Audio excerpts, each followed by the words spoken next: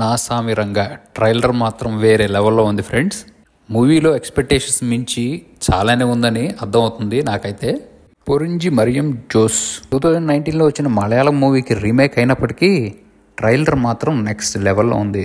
అసలు ఆ మూవీకి ఈ మూవీకి ఏ మాత్రం ఇంత కూడా పోలిక లేదు ఫ్రెండ్స్. కేవలం అందులోని థీమ్ ఒకటే తీసుకున్నారేమో. Hero character same to same ఉన్నా కూడా ఇక్కడ ఎలివేషన్స్ కి ఆ మూవీలో ఉన్న ఎలివేషన్స్ కి హీరో క్యారెక్టర్ చాలా డిఫరెన్స్ ఉంది.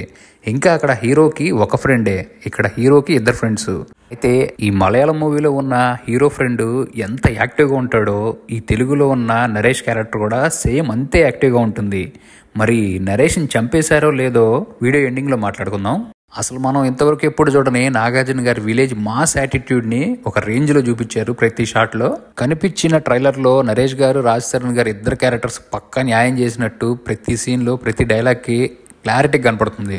హీరోయిన్ ఆషికా రంగనాథ్ గారి యాక్టింగ్ కూడా ఒక లెవెల్లో ఉన్నట్టు ట్రైలర్లో కనిపించిన ప్రతి సీను ఒక రేంజ్లో కనిపిస్తుంది ఆమె యాక్టింగ్ కూడా. అయితే స్టోరీ పాయింట్ కూడా క్లారిటీగా రివీల్ చేశారు.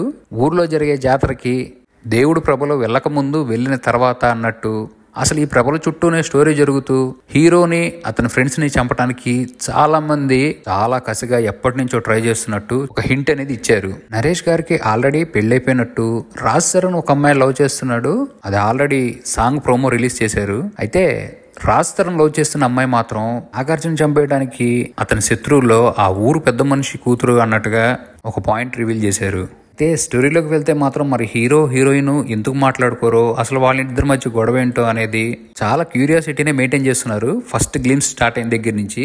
మలయాళం మూవీలో చెప్పినట్టుగా అక్కడ హీరో ఫ్రెండ్ని దారుణంగా చంపేస్తారు. అయితే ఇక్కడ రిలీజ్ అయిన నా సామిరంగా ట్రైలర్లో మాత్రం ఎక్కడ నరేష్ని వెంటాడినట్టు కానీ ఎవరు చంపేసినట్టు ట్రై చేసినట్టు కానీ ఎక్కడా కనపడలేదు. ఒక చోట సీన్ కనిపించినప్పటికీ అది నాగార్జున కాపాడి జస్ట్ అదేదో ఊరు మధ్యలో జరిగిన ఒక ఫైట్ లాగా చూపించారు. నరేష్ని చంపేసి ఆ కోపంతో హీరో విలన్స్ అందరిని చంపేస్తారో, లేదా నరేష్ చనిపోయినట్టు మూవీ చాలా సింపతిగా ఎండ్ చేస్తారు. మూవీ రిలీజ్ అయితే గానీ అసలు స్టోరీ మనకి రివీల్ అవ్వదు. అయితే ట్రైలర్ మొత్తంలో ఆ నా సామిరంగా అనే బ్యాక్గ్రౌండ్ స్కోర్ వచ్చేసరికి కొద్దిగా ఎక్కడో మైనస్ అనిపించింది. కానీ ఓవరాల్గా ట్రైలర్ అయితే సూపర్, పండక్కి దద్దరిల్లిపోయింది అన్నట్టుగానే ఎక్స్పెక్టేషన్స్ పెంచింది. ఆ ట్రైలర్లో లాస్ట్కి ఇచ్చిన ఎఫెక్ట్ నాగార్జున గారు బీడీ వెలిగించుకోవటం అల్టిమేట్గా ఉంది. అసలు అంత స్టైల్గా ఆ బీడీ వెలిగించుకొని స్మోక్ చేయటం కూడా షాట్ చాలా బాగుంది. సినిమా ఎలా ఉండబోతుందో మీరేమనుకుంటున్నారో కామెంట్ సెక్షన్లో మెన్షన్ చేయండి ఫ్రెండ్స్. అలానే మరిన్ని ఇంట్రెస్టింగ్ అప్డేట్స్ కోసం ఈ వీడియో లైక్ చేసి వెంటనే మా ఛానల్ సబ్స్క్రైబ్ చేసుకోండి.